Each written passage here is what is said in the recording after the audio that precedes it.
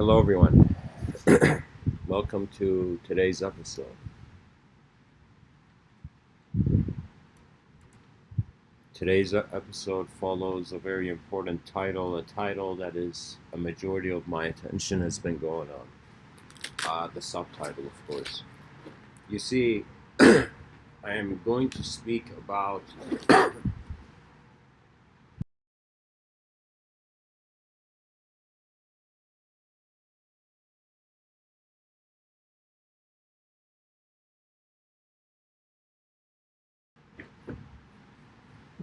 how we are creatures of attention prior to creatures of thought. However, we live in a world where thought dictates our reality. And so, how do we pilot this attention prior to any conception? You see, I noticed something.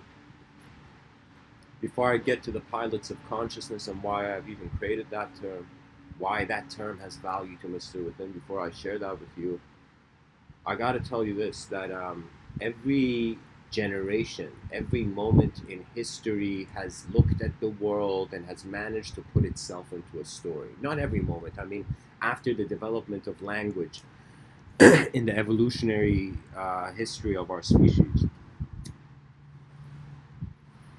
for the first time, the creature looked in the mirror and did not just see a body, it saw a mind. It saw an attention that governed the will.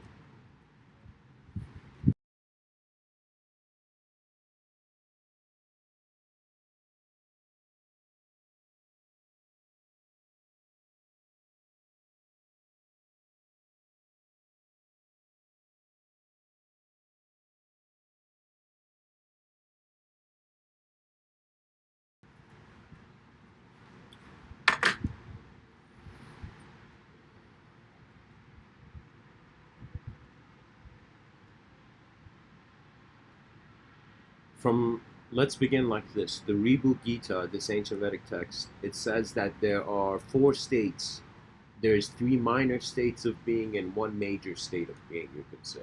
The three minor states of being are wakefulness, when you wake up, or when you are dreaming, when you sleep and you're having a dream, and then deep sleep, where nothing happens. And many mystics have said in deep sleep you have no ego. In some sense, in your dream state, you are in the world of your ego, and when you are awake, you are in some sense in the world of matter.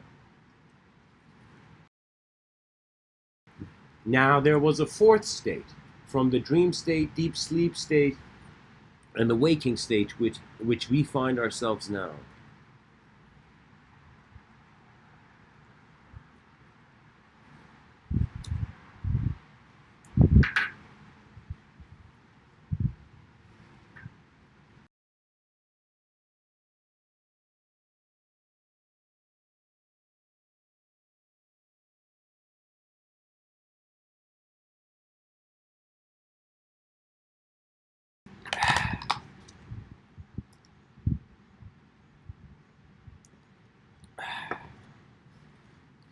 The fourth state is the witness of all states. It is the state that is awake regardless of the waking state's manifestation. It is the state, it is the stake. It is the state that is alert, even through your dream state.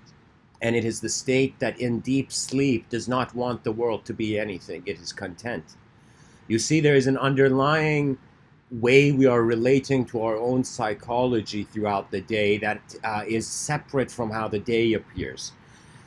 You can go to someone one day and tell them the same news and they will be super cheerful. You can go one day, tell the same person the same news, and they could feel not at all. They could feel numb to the news. This suggests the inner workings of the human being, how there is an inner life being intersecting an outer life.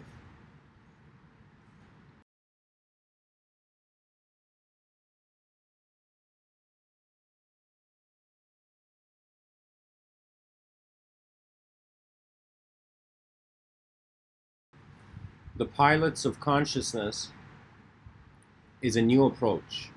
It is a new approach being introduced by Mr. Within to this world, and anybody who understands the concept, I recommend you look at life this way. That we're not here to be defined in a certain way, to be defined in a certain context. We are the pilots of our attention into the worlds beyond the sensory. So for Mr. Within, what is exciting about just these discussions is that I want to see, I haven't seen it yet, I want to see in this civilization a great interest from the future generations to wonder what is behind their eyes.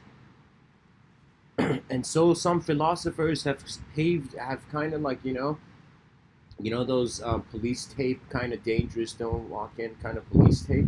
Some philosophers have, in some sense, the deepest ideologies, the deepest questions, they have restricted it. They have made it forbidden. You go and ask the Abrahamic religions about the soul, about the true nature of existential presence and intelligence, and you soon come to the realization that it is a mystery of God in the Abrahamic context. Only God knows what he has created, and we're just the effect of a cause that we will never be the same as. You see, that's the Abrahamic context. This is why humility, surrender, compassion, love, all these things are found in the religious context, because the person's ego is accepting by the nature of the ideology that they are not superior to the world.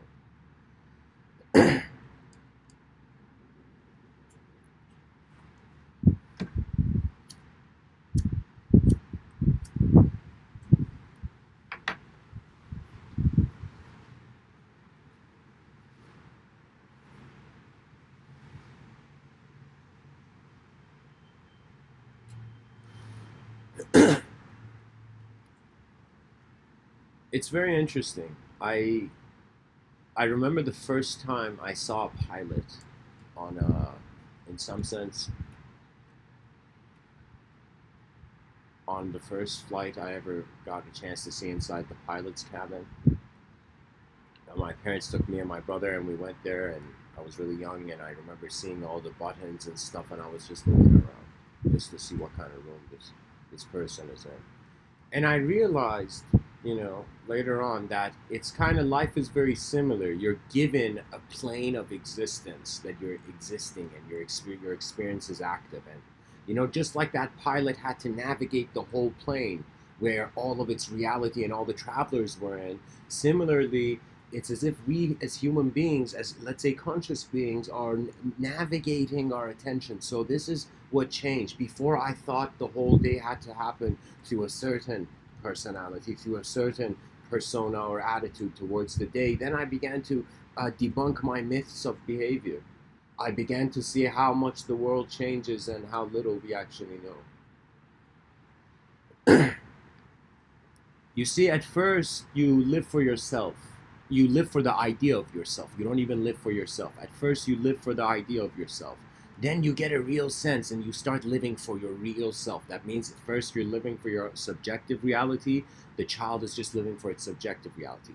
Then it begins living for its subjective and objective reality. And after many years and many years of navigating between associating as an object and a subject, the being begins to wonder and the inner experience opens up. It's kind of like natural. It's as if people asking about this whole enlightenment thing is kind of hilarious, because it is like nature. The caterpillar goes into the cocoon when it's ready.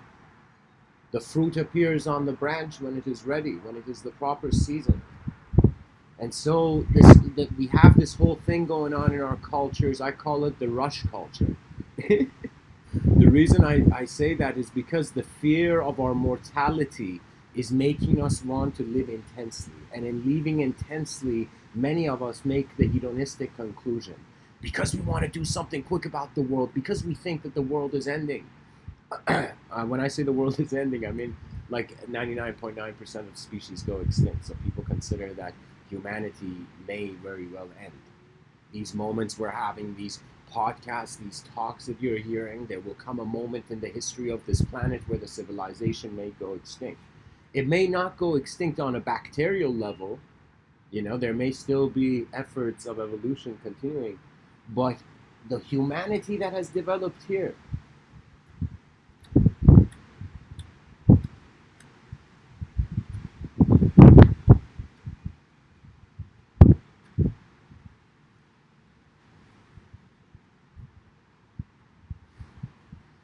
So, with the attitude of someone who's piloting your intelligence throughout the day, you begin to realize in different weather or different environments, you should navigate differently. This doesn't mean being dishonest to the true self. What it means recognizing there are some actions for the sake of the objective realm you must do, and there's some actions sake of the subjective realm. Actions in the sake of the subjective realm are very flexible. Literally, your mind can imagine going like you get to, let's say, a two-way kind of street, and then you get to choose which not a two-way. It's like you get to choose which bridge to walk on subjectively, but objectively, the world gives you the data. Have you noticed this? Internally, you tend to have some freedom as a conscious being with maneuvering or even paying attention to new views of the world. But the world externally, it is the way it is. No man, no child can go ask a tree to change the color of its leaf. Only the seasons will pass.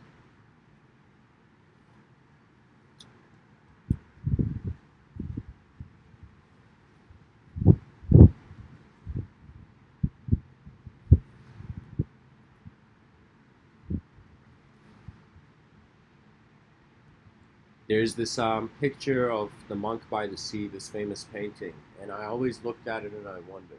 I wondered what is the true meaning of this painting, and I kind of realized that the painting was an internal reference, that the monk, in exploring the vastness of existential intelligence, realized that his faith was to a sea beyond his eyes. You see, people move towards the beyond. Anytime you feel something can open your eyes a bit more, you go towards. It's natural. But I find that it's kind of like there's a war of language going on, and part of the pilot navigating its intelligence has to do with the subjects, with the subjective data that appears to you throughout the day. When I was younger, I would get bewildered by subjective data. That means literally people would come and communicate to me, and it would just be too intense for me. So I would remain as a shy and quiet guy. but But eventually, I came to realize the value of communication. I had not understood language. I had not understood speech. There's this speaker named Jordan Peterson, and he says something nice. He says universities are there to teach you how to read, speak, and write.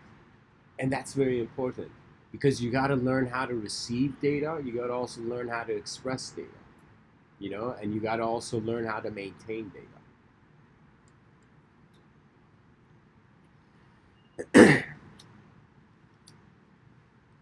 The way I thought of the pilots of consciousness analogy, the way it came to me was, to be honest, it came from first the seers of thought. In ancient India, there were certain people known as rishis.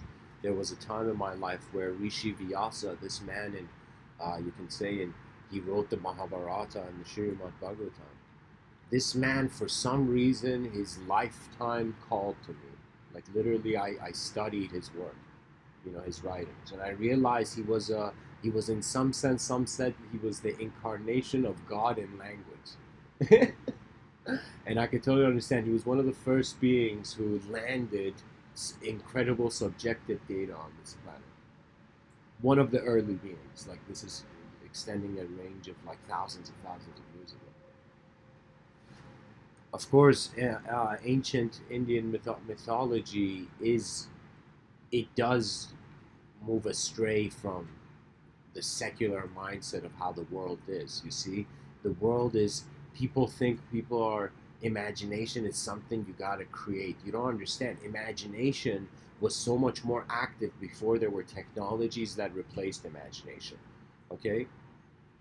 Before, back in the day, the person would be born in a simple village, nothing too much accessible for the being in media wise. The person understood that they had to move. Their acceptance of their movement and their physicality was just natural. If you wanted to learn something new, you had to move to somewhere new.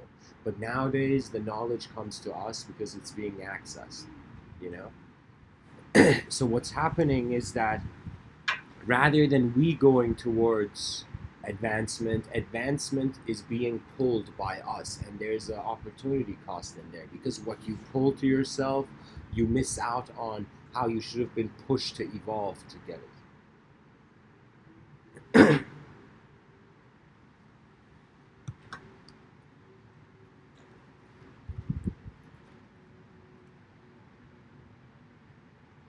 Because objectively we're temporary being, there's no time for secrets, to be honest.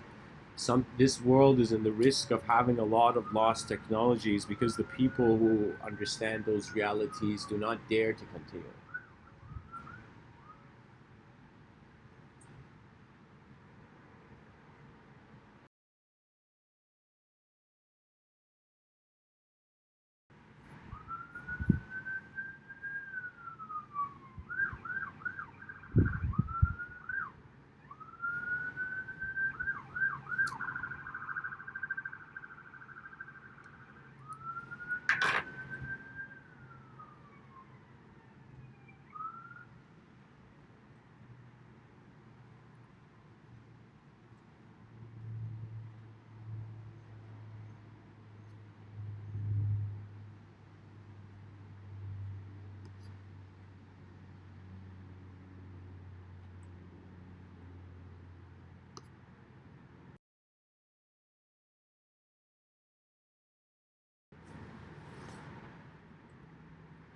I'll share a story about Rishi Vyasa. Rishi Vyasa was this next level guy who gets some sort of intuitive inspiration. He's pretty much, it's as if his hands become the hands of God writing data, you know.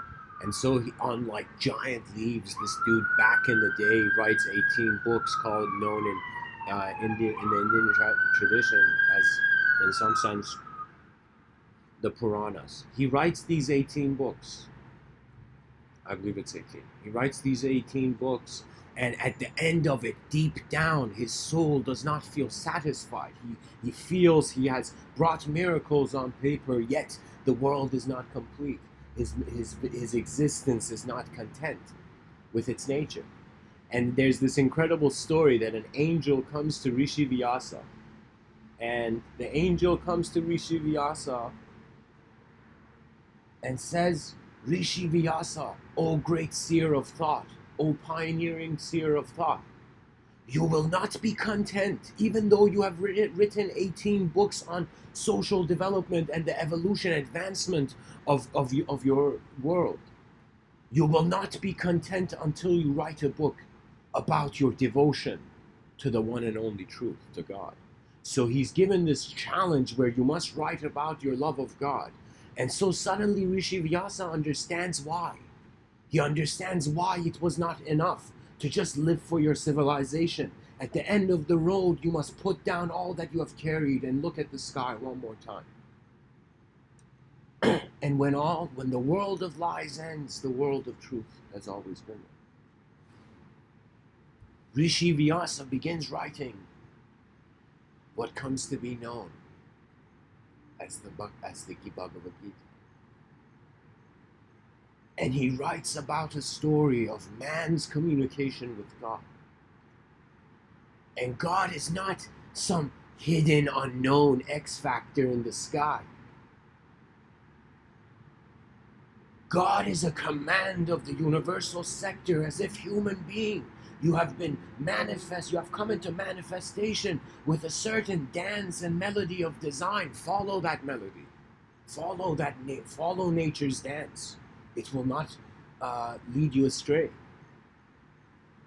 And so the world, of course, back in the day was a more mystical place. People had such more reverence for the unknown. But nowadays we revere knowledge. We worship language.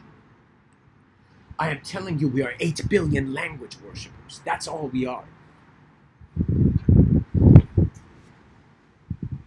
Experience is hidden yet. We do not have even words for some experiences that human beings are going through. Did you know that? And by the way, the experience divides. Here's the cool thing. This is why we have the branch of study of psychology. This is why the ancient mystics, if they reincarnated, they'd be psychologists.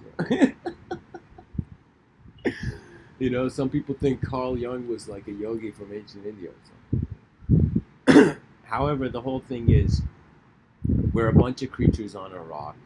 We have unknown inner realities, and we have a certain range of external known reality, and then we have unknown external reality. What that means is, behind the skies of our vision, there are still worlds that in some sense orbit. And at the same time, As we stand on this rock as temporal creatures, feeling we are memories of a changing world, the value is in our performance. You don't understand. You have entered existence. You're not just some statistic, some person. You are the eyes of your universal sector, now walking in the most evolved template, and the template keeps evolving. As there is the introduction of the technological era, we in some sense will see we cannot avoid technology. It's as if nature and technology are both children of mankind, and they must in some sense love both children. You see?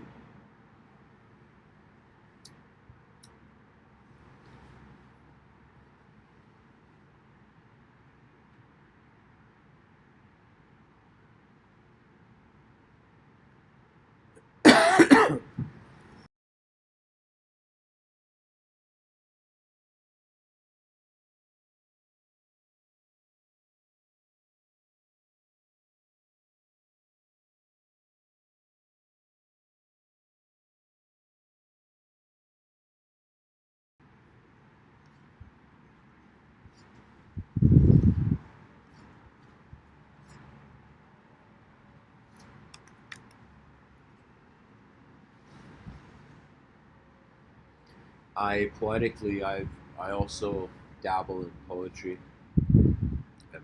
Before I actually gave these talks, I would write a lot of poems. In one of those poems, I had a conversation happen between the moon and the sun. And the moon goes up to the sun, all bewildered, tormented, as if a son going to his father. And the moon says to the sun,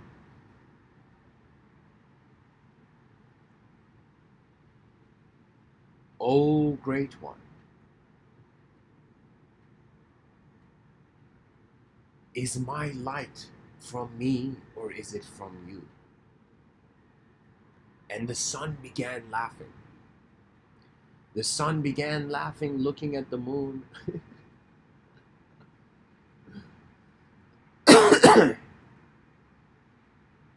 And the sun tells the moon, your light is my light, but my light is not even my light."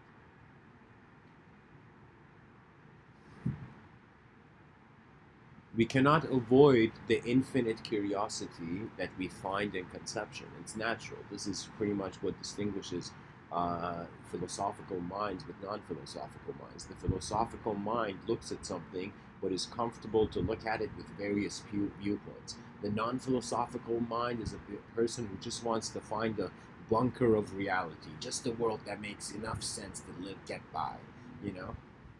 When you're just trying to get by, you don't actually live.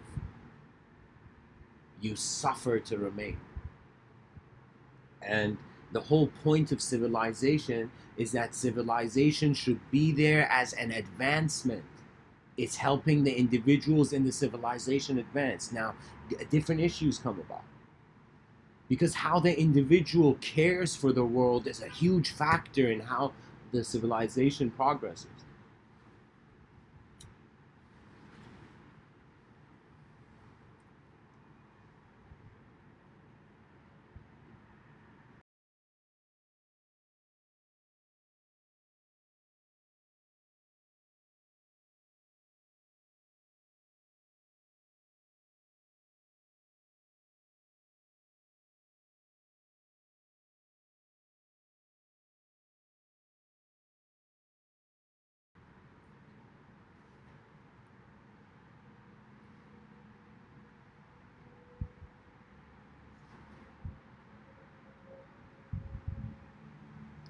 You know, if you want to suddenly change your life, you will feel it is impossible. The reason is because one can consider that 50% of what happens throughout the day is not in the inner reality of the human being, of the individual. So what that means is right now, even as I'm speaking and everything I'm saying, I am sharing my inner reality. The outer reality needs no language, needs no subjects. It just is.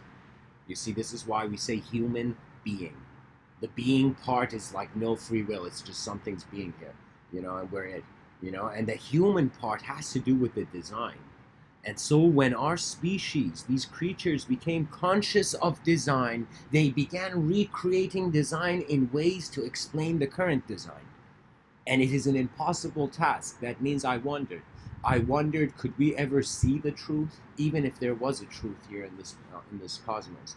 You know, a truth beyond sensory perception. Could we see it? Could we conceive it? Could we even wonder about it? So what that means is nature is something you have to, based on how you see it, come into an agreement with. That means you gotta just be comfortable with the natural world. You gotta have, your mind needs to have intentions that originate out of how the nature of your being functions. Trust me, because you're not your thought, you're not a good and bad person. But based on the thoughts that you think you are, you know, you are good and bad. Because the free will manifest.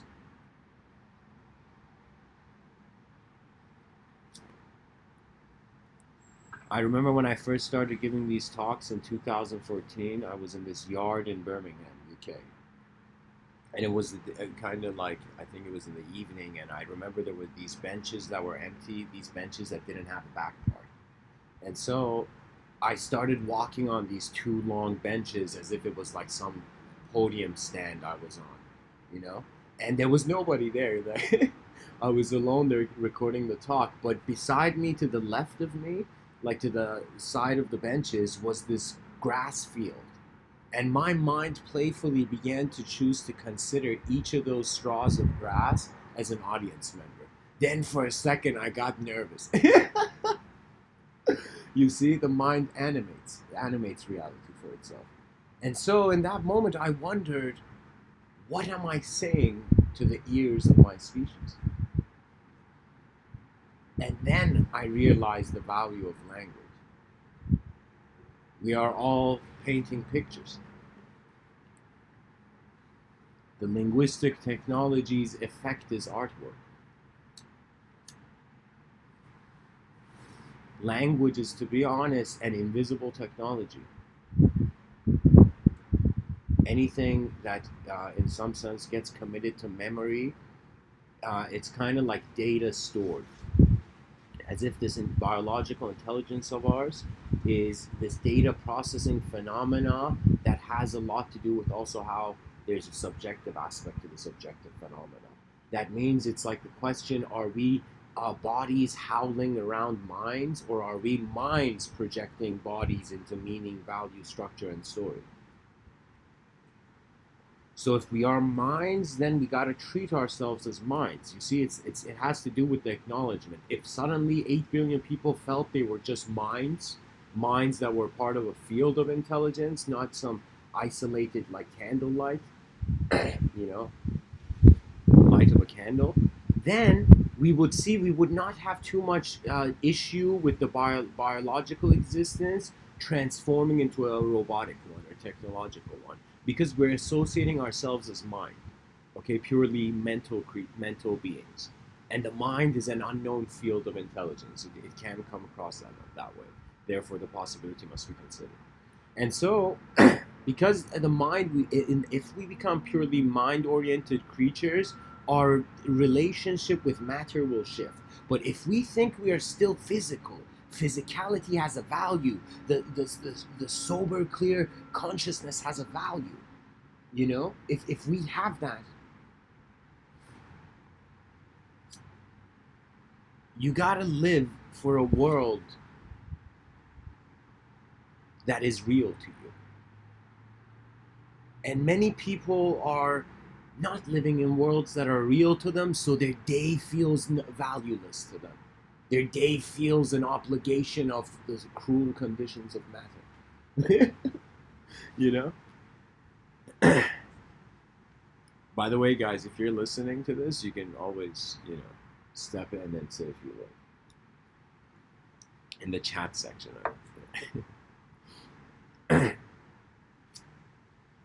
So what I'm trying to say, I guess, is that it has to do with a sort of selfish individuality going through a metamorphosis of, in some sense, in a metamorphosis of collective unselfishness and unselfish collectivity and unselfish collective responsibility. There we go.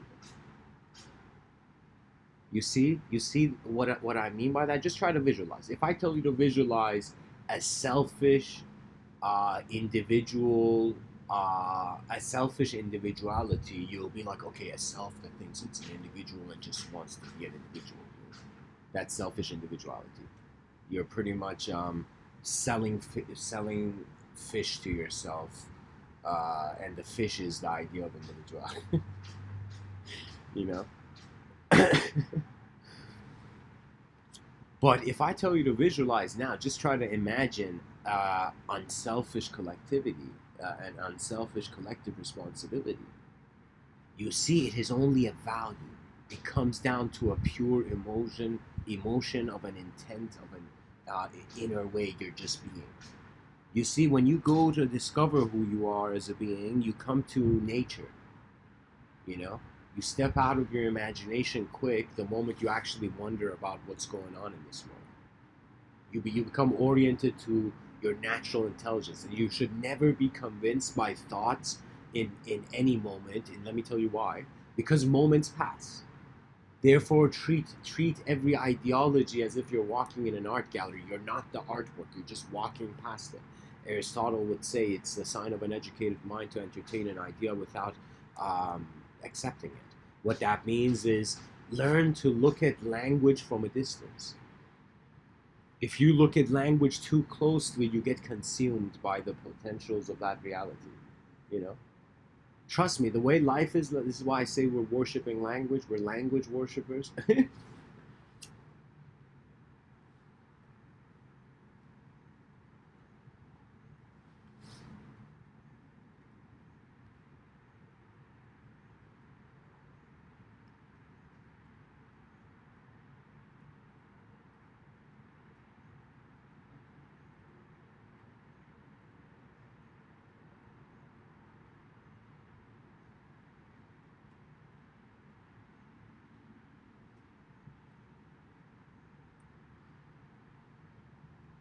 There will be a sort of silent renaissance. I've spoken about this in various ways. I've called it the multidimensional renaissance. I feel there's going to come this creative wave in each individual's life where they will have to look, they will be alone with themselves and they will be staring at the world. And then there will come the re-emergence of a new identification with the world in accordance to your decision. You see, your power subjectively is decision making. That's why there's a free will. The free will is the knife that cuts the cake into individual meaning. The moment, your whole moment is a cake, but it's the free will. Right now, it's my free will that's saying, yo, do you see that tree over there? We're calling it a tree. The whole phenomenon of the moment has to do with an expression of the energy of the being. Now, energy is something you can get supernatural about it, and you can get natural about it. For me, it's kind of like very hard because I have had various views on my physical being, and I've just, after I kind of snapped out of the linguistic realm, you know, linguistic simulation, it's like after you move beyond the language threshold, life gets a much more mature and sophisticated gentleness to it. It's as if you went trying to change yourself, but you realized you just had to change how you thought the world was. And then your sense of self,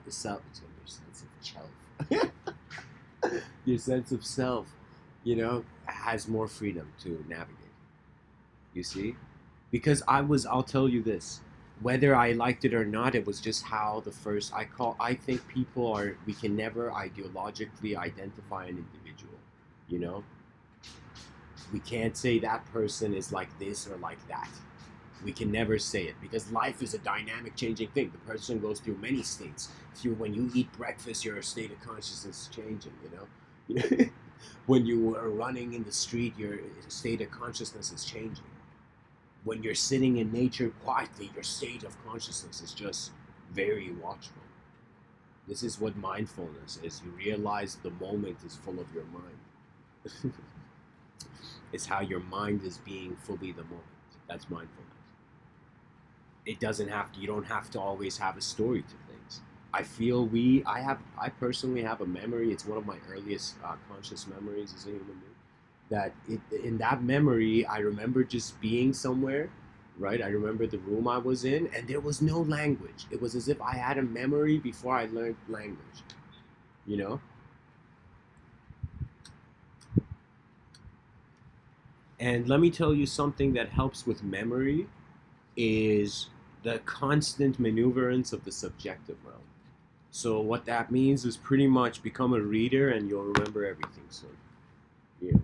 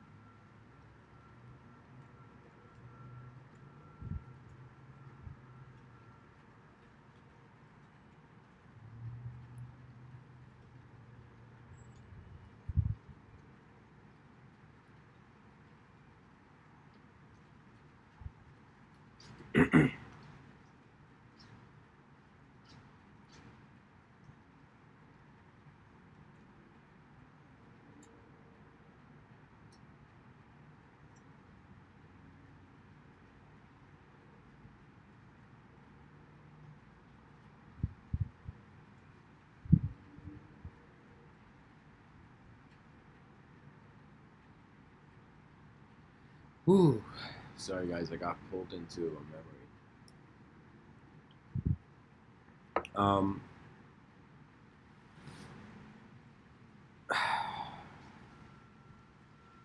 there's this Zen story. This guy goes meditates on the grass. He suddenly attains a unique state of awareness, something he hasn't like. He realizes something about how nature is present that is just like a next level clarity for him. Okay, this is a Zen story. Okay, just like check it out. Now, as the Zen story goes, there's a minion in another dimension. This is like something I read online. You know, this minion goes, this minion from another.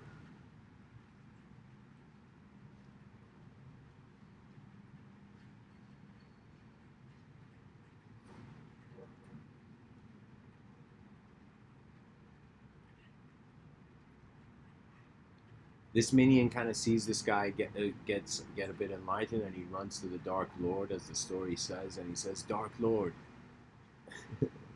there's this guy is like this Zen person is like he's understood something about the truth of the world."